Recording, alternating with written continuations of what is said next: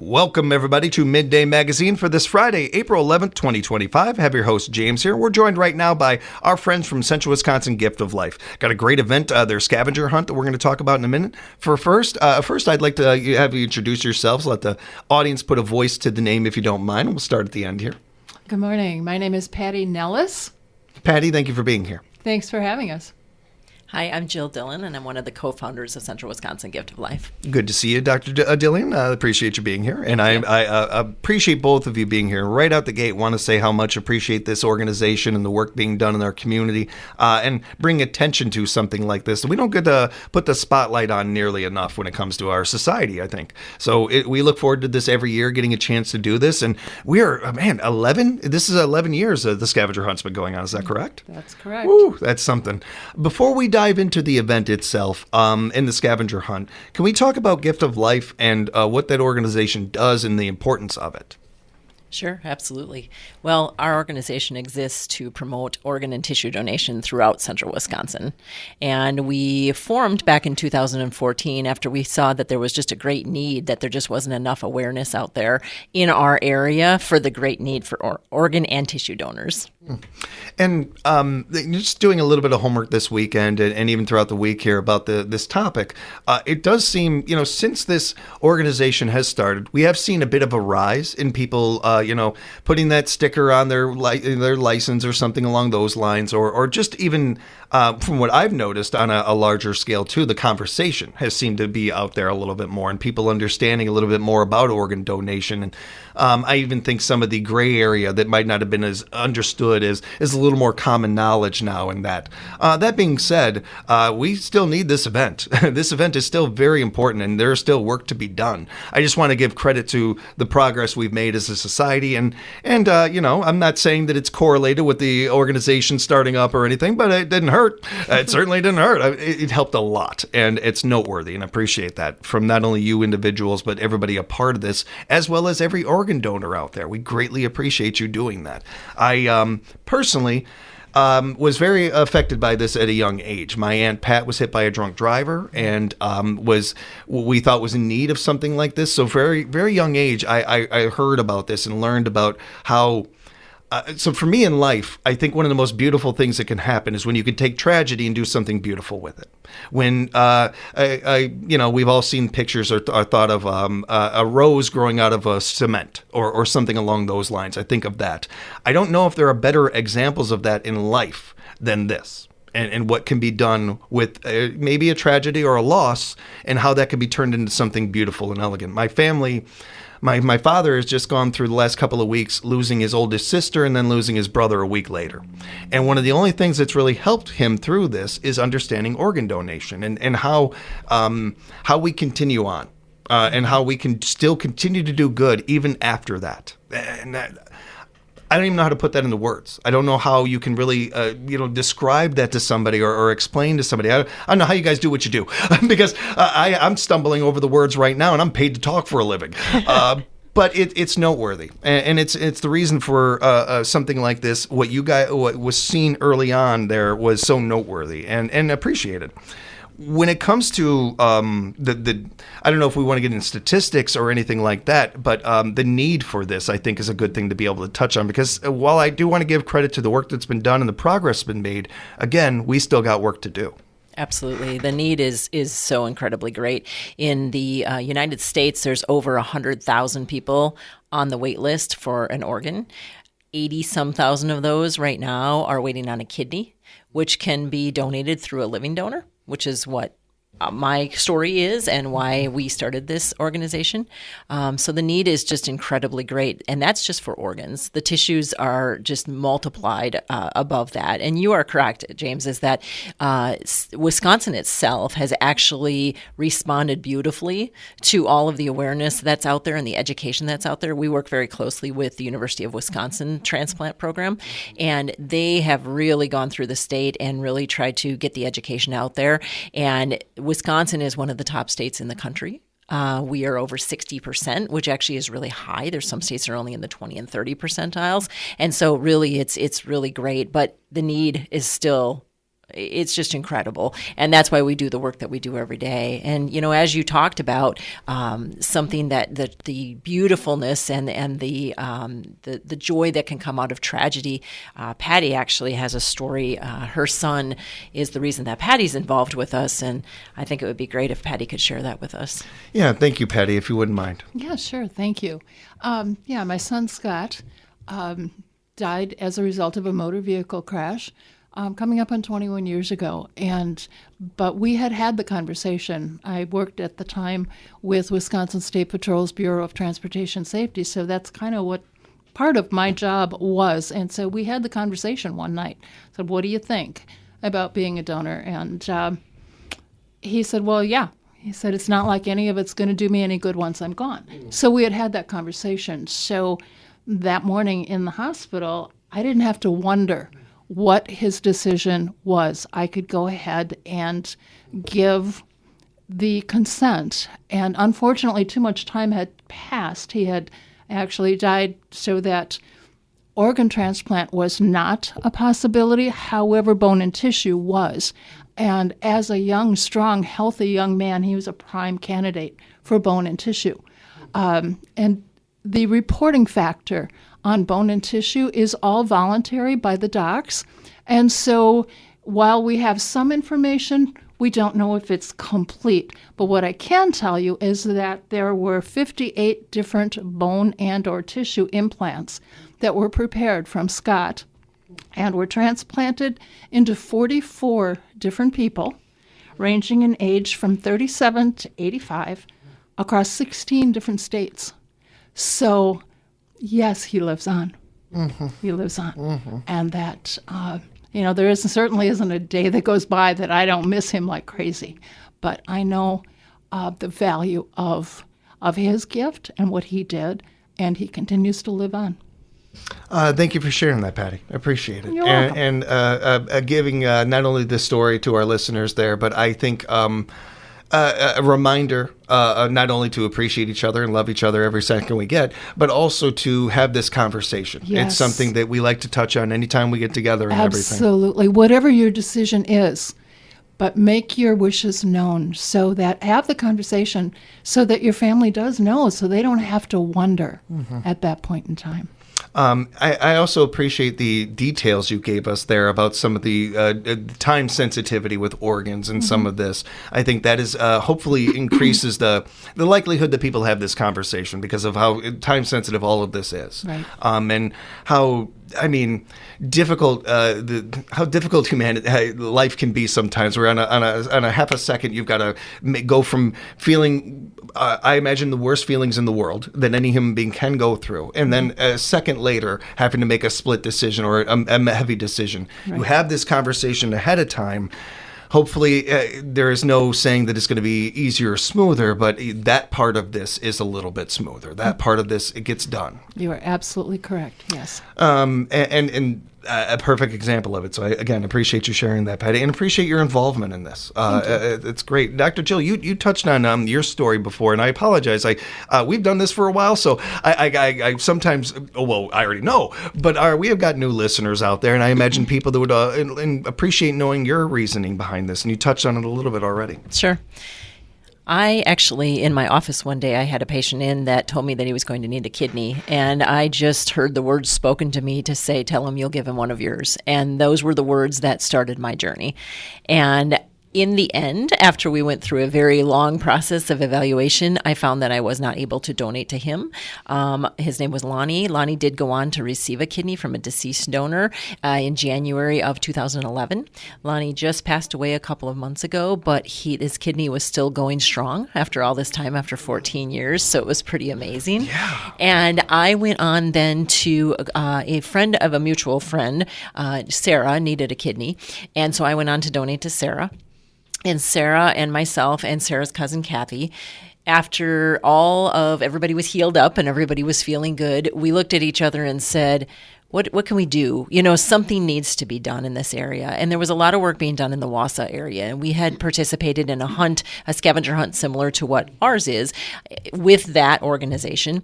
And they eventually decided that they were going to not be able to go on with their event. And so we decided to kind of take it over here and start our organization here. And so, again, got connected with the University of Wisconsin transplant program. They sent somebody to help us out, and we got our organization started from there. Thank you for sharing that.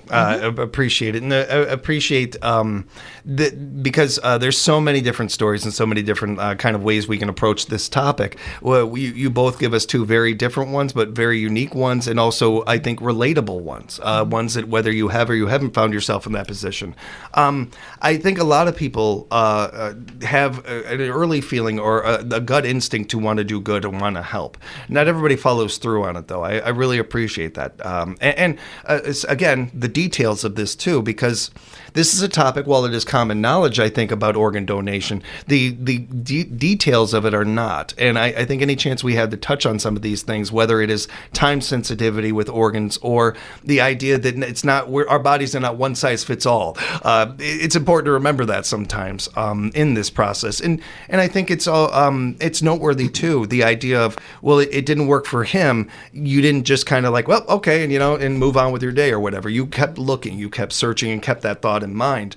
I don't think you're alone in that when it comes to donors, but I do think it's noteworthy and creditable, or something to tip our hat to and thankful for when it comes to this drive that people have in them to do good, this push that we have, this calling that we have to want to put into our communities and do that. That voice is relentless in many ways. It will not stop until we are out there doing some good. That's great. Yep. Speaking of doing some good, we have our scavenger hunt we're going to get into right now, and I was just hanging out with Terry Johns. She co-hosted the morning show with me, CEO of our United Way of Southwood and Adams Counties, and Terry was very quick to mention how her and her team did the first year of this event. And how much she loves the event.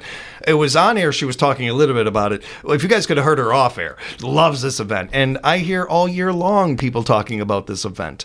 For one, scavenger hunts are fun. I think they're a little nostalgic and they kind of, are enjoyable, but they're also such a great opportunity for people to not only have some fun, get a team together, all that, but maybe even, see businesses and see parts of your community that you didn't know were even there. There's so many great levels or layers to this event, along with, of course, bringing funds and awareness to such a great organization. Let's dive into the event. What number is this? Is this officially number 11? It's officially number 11, but of course, this little hiccup in our worlds in 2020 stopped us from doing it in 2020. So it is actually event 10, but year 11. So we're just calling it our 11th annual. Yeah, right absolutely. Right on, so this is year 11, absolutely.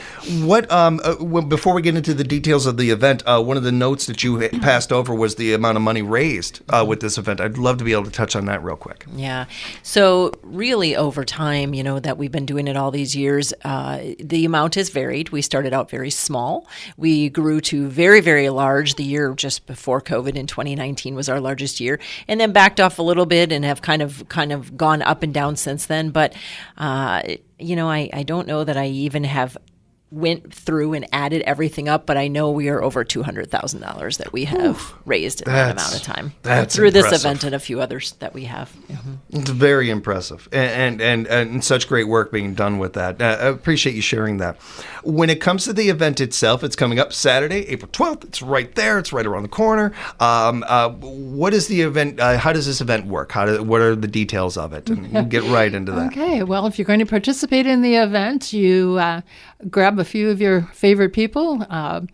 You all need to fit in one vehicle and come on out to the Ridges tomorrow around 10:30 is registration? 10 a.m. 10 a.m. is registration. And just be prepared for an awesome and fun day of doing all kinds of crazy, wild things and doing it for a wonderful, good cause. I will let the audience know that we're not only speaking with Dr. Dillon and Patty here from the Central Wisconsin Gift of Life, and we're able to do this thanks to our great friends over at the Visit Wisconsin Rapids Bureau. A shout out to them. I tried, everybody, to get hints and tips and everything from them, and to get just an idea of what they expect. Nothing. They are locked down. They are not letting anything out. I would love to know. This would be a fun conversation to have after the event of all the logistics and working all this out and everything. We'll get into that, maybe that conversation some other time. But I do imagine this takes some building. Is this event like the next event start the day after this for last event? The time that it takes to make this happen? We do take a little break. Good. Glad to hear that. Well, we do a Raptors game every summer, but we start up our planning in the fall. Patty and I were actually just talking about how it's becoming pretty routine for us because we kind of know what we're doing now. But we try to change it up, right? Because we do have some teams that have been there every year, and so we don't want to do the exact same thing every year. So coming up with a list is the most challenging. I do want to point out that this year, actually, we have the most sponsors we've ever had between community businesses and community families and individuals. We have 30 sponsors of our event. Our sponsors all go on the back of our T-shirts, which is wonderful because people wear those shirts for years to come, and so we get lots of advertising for our sponsors. Our sponsors also get a stop on the hunt or a shout out if they're not in our area. And so a task on the hunt will be related to each sponsor. For instance, they'll have to go into the business that is the sponsor and do something fun and crazy in that sponsor. And what we're hoping is that not only will they that day visit the sponsor, they might not have a lot of time to spend time shopping there that day or purchasing something that day, but we're hoping that they'll say, oh, wow, I didn't know that this place existed before. And so I'd like to come back here in the future and spend money in this place. And so we're hoping that that's really going to be one of the things that will be good for our sponsors. And that's something that we target every year. We make sure that the sponsors do receive a shout out in our hunt list. I talk about this a lot when we're talking to businesses out there. I've done my homework on this one. I've been in this business for over 20 years, and I've studied sales and marketing for a long time. I have family members involved with it. There is no good sales or marketing person out there that could give you a price tag on good PR. You can't put a price on something like that. When you attach yourself to something like our nonprofits are doing, like an event like this, it is the definition of bang for your buck. It is the definition of getting more out of than you could ever even expect. Sure. Not only are you doing all the things that Dr. Jill touched on there, but you are also showing the community that you stand by this, showing the community that you're a part of not only the community but a part of this event, and that it matters to you. You're showing your humanity. And I think especially in this day and age, that goes a lot farther than we could ever really figure out or find the numbers to back up or anything like that. So a shout out to all those businesses. And I imagine that you've wrapped that up for this year, but there is always next year. Oh, absolutely. If there is a business out there listening that would like, hey, I should have been a part of that. Well, absolutely. Yeah, you should have. Yeah. But that's okay. Next year you can be. Because as we've just found out, they take a half an hour off and then they're back at it. Right. And we do try to and along those lines, we do try to make our sponsorships reasonable. We have reasonable levels. So we have a $250 level, we have a $500 level, and we have a $1,000 level. Now, if people want to go more than $1,000, they're welcome to. Yes, yeah. But the $250 level we find is really reasonable for a lot of small businesses or families or individuals who might want to sponsor the event, but maybe can't afford that higher level, which is certainly understandable. And, James, I think that one thing that I really want to make sure that we point out is the location, the venue for the event is the Ridges Golf Course and Banquet Facility. And I want to point out that they donate their entire facility to us for the day. We started way back when at the Rapids Mall, which is no longer standing. Oh, yeah. So, we don't even have that. We moved to a little bit larger venue, and then we moved over to the Ridges. And since day one, Todd and Michelle Goska have just said, You've got it. You've got our venue for the day. And we just so appreciate that because it allows us to just get in there and spread out and have our event start and end there. And they really don't end up taking much from that in the end, I'll tell you. And so we really have to give them a big shout out for that. As a note to what I was saying before to businesses out there when it comes to being a part of these kind of things, I couldn't tell you how many times I've mentioned the Ridges on the air over the years because of events like this. And every chance I get, I shout them out. I don't believe they're spending a penny on advertising with us, and they don't need to. They don't need to, because that's what this is all about. Sure. When you do things like that, that's another added advantage of these kind of things. When we talk about it on the air, I'm going to mention them every chance I get. I'm going to shout them out every chance I get. And I can make the argument to my owners and all that, and I have before, that's, again, good PR. It's all what we're doing here. It's why we're here. Absolutely. We want to keep the lights on. That's We great. want to keep this nonprofit going, of course, and certainly, but it's bigger than that. And if once you get that, I think it all makes sense. To anybody that hey, I know I got a couple friends. I wouldn't mind being a clown car. We could all get into one vehicle. Can people still be a part of it? Can teams still join? Absolutely. We can't guarantee that we'll have a T-shirt for them because we did have to order them in advance. So, but yeah, it certainly can still come on out tomorrow morning with your team and join in the fun. And the best way to find out information about the event and everything, I know you guys got a great Facebook page. Should we send people over to that? Certainly the website, Central Wisconsin Gift of Life. It's all one word, Central Wisconsin Gift of Life. Either of those sources be a pretty good place to go. Yes, absolutely. And we do want to shout out all the businesses and all the sponsors that are a part of this. Greatly appreciate every single one of them putting back into the community and being a part of something like this that is bigger than we can really put into words. It's another one of those events. Anything you wanted to touch on in the last minute we have here before we let you go, Lee? If you don't mind, our other three platinum sponsors would be at our $1,000 level, and that would be Freedom Carpeting and Countertops, and they have sponsored us quite a few years now. Most of our years, actually, they've been our sponsor, and Marshfield Medical Credit Union, and then also Erdl Trucking, and they have been a sponsor for a few years as well. And so we appreciate every single one of our sponsors, but those are our platinum level sponsors along with the Ridges Golf Course. Get your friends together. Head on over to the Ridges tomorrow. It's going to be a really fun time. Things, again, kick off. Registration starting at 10 o'clock. We need everybody to be present by 10:45 so we can have them out the door by 11. The hunt goes from 11 to 3. After the hunt, come back to the Ridges. We have raffles. We have silent auctions. We have walking tacos. We have a cash bar. We have prizes. We have team prizes. We have all kinds of fun. It's $25 per person. We did, like Patty said, we can't guarantee a T-shirt at this point, but $25 a person to get your team together. It's a day of a great fun time. Thank you both again for the time and for sharing everything you have. We look forward to talking again real soon. And we'll have more Midday Magazine for you next week right here at 97.5 FM, 1320 AM, WFHR.